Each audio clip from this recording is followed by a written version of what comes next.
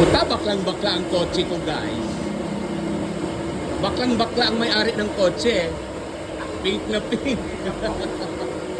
ang mahirap niyan, kuya, kapag ang kamay mo tumipilamsik na.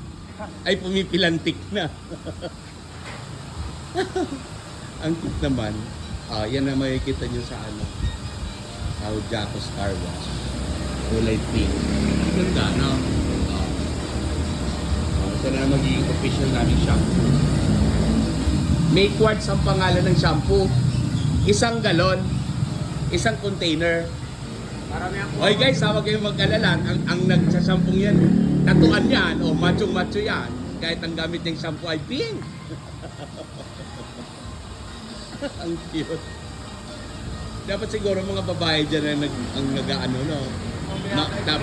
Tapos mga nakatangga, mga naka-two-piece, ano? Batangin na? Yan ang bagay na baga. Nating siguro din niya lang yung food color. Pero hindi naman daw siya nagmamansya sa sasakyan. Na-amaze lang ako. Ayun na rin makikita nyo sa Jacos Office. Mas madulas daw kasi para na daw pagkatapos na para na siyang winax. Kung ipapawax nyo pa, mas lalong kikintab.